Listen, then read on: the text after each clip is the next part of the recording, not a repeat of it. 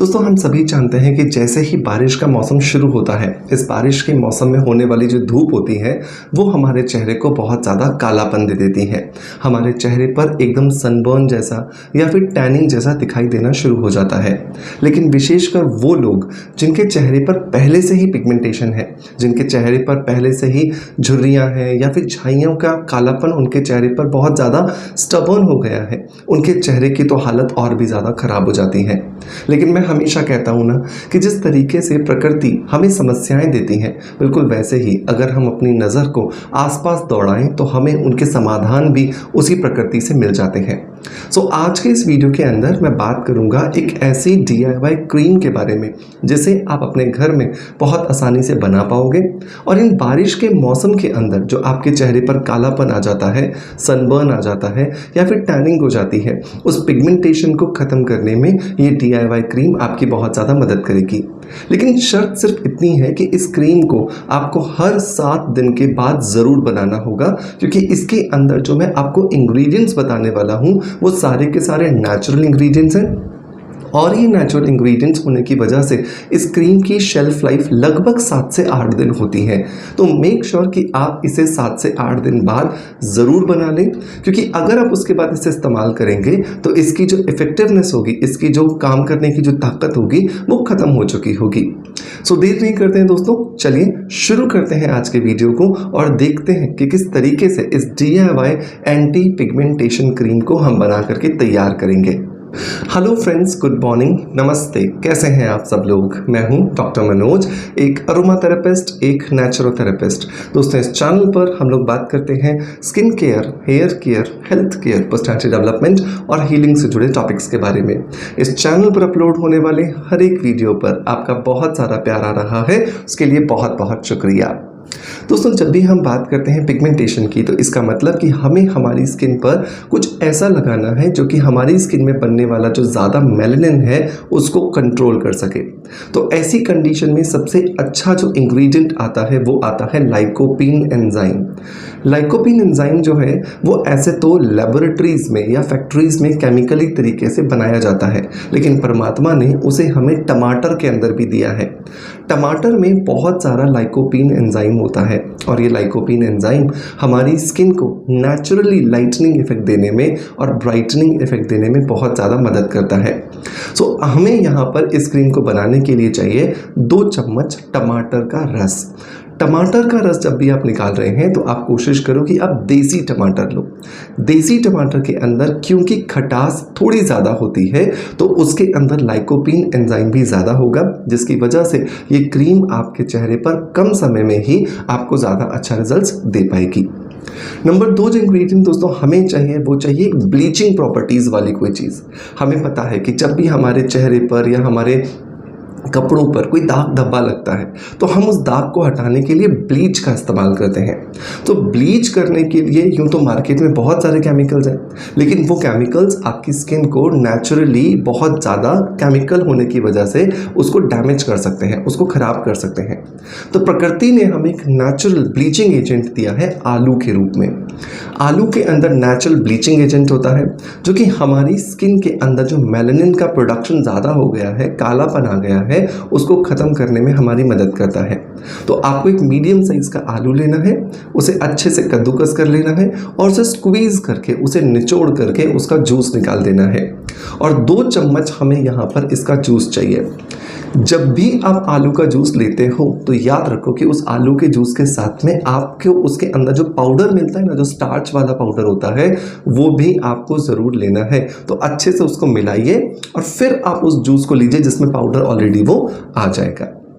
तीसरा इंग्रेडिएंट जो दोस्तों हमें यहाँ पर लेना है वो है खीरे का रस। खीरे का रस जो है उसके अंदर नेचुरली मैंडेलिक एसिड होता है और ये जो मैंडेलिक एसिड होता है ना, ये हमें मदद करता है हमारी स्किन की ड्राइनेस को ख़त्म करने के लिए। मैंने अपने 20 साल के अनुभव में ये देखा है कि जो लोग जिनको पिगमेंटेशन होता है 90% उनकी स्किन ड्राई होती है और इसी ड्राइनेस की वजह से उनके चेहरे पर ये पिगमेंटेशन आता है। सो बहुत ज़रूरी है कि हम अपनी स्किन की ड्राइनेस को कंट्रोल करके रखें। उसके लिए हमें ये खीरे का रस मदद करेगा। सो खीरे को भी आप कद्दूकस कर लीजिए और उसको निचोड़ करके उसका 2 चम्मच जूस इस मिक्सचर के अंदर मिला लीजिए। सो अभी तक हमने 3 चीज़ें ली हैं। 2 चम्मच टमाटर का जूस जिसमें कोई बीज नहीं होगा, 2 चम्मच हमने आलू का जूस लिया है जिसमें हमने पाउडर भी ऐड किया है उसी जूस का, और नंबर 3 हमने 2 चम्मच लिया है खीरे का जूस। अब इन 6 चम्मच जूस के अंदर टोटल 2 + 2 + 2, इन 6 चम्मच जूस के अंदर हमें मिलाना है लगभग 7 से 8 चम्मच एलोए वेरा जेल। तो आप ये मान लो कि जितना चम्मच आपका जूस है उससे 2 चम्मच आपको एलोवेरा जेल ज़्यादा मिलाना है, तभी इस क्रीम को आप अच्छे से बाइंडिंग दे पाओगे, एक अच्छी कंसिस्टेंसी दे पाओगे। अब बहुत सारे लोग ये बोलेंगे कि सर क्या हम हमारे घर में जो लगा हुआ या घर के बाहर जो लगा हुआ जो एलोवेरा है वो यूज़ कर सकते हैं? आई वुड से आप कर सकते हो, लेकिन आपको उसके लिए श्योर होना पड़ेगा कि वो जो वेरिएंट या वो जो क्वालिटी आपके घर के बाहर लगी है एलोवेरा की, वो स्किन पे लगाने के लिए सेफ़ है या नहीं है। जैसे आम की बहुत सारी वैरायटीज़ हैं, दशहरी है, लंगड़ा है, चौसा है, अल्फेंसो है, हाफुस है, तोतापरी है, बिल्कुल वैसे ही एलोए वेरा की भी 36 से ज़्यादा वैरायटीज़ हैं और हर वैरायटी को अपनी स्किन पर नहीं लगाया जा सकता। इसी वजह से बहुत सारे लोग जब एलोवेरा जेल यूज़ करते हैं जो घर में लगा होता है, उनकी स्किन में प्रॉब्लम आना शुरू हो जाती है। तो मैं यहाँ पे आपको रिकमेंड करूँगा कि आपको स्किन अफेयर्स का एलोए वेरा जेल यूज़ करना चाहिए जो कि 100% ऑर्गेनिक है और बिल्कुल उसी एलोए वेरा के वेरिएंट से बना हुआ है जो कि हमारी स्किन पे लगाने के लिए साइंटिफिकली प्रूवन है कि ये हमारी स्किन को कोई नुकसान नहीं पहुंचाएगा। इसे परचेज करने का लिंक मैं आपको डिस्क्रिप्शन बॉक्स में और पिन कमेंट में दे दूंगा, जहां से जाकर के आप बहुत आसानी से अमेज़ॉन से इसे परचेज कर सकते हैं। अब बात आती है कि 8 चम्मच हमने एलोवेरा जेल ऐड कर लिया, और क्या ऐड करना है?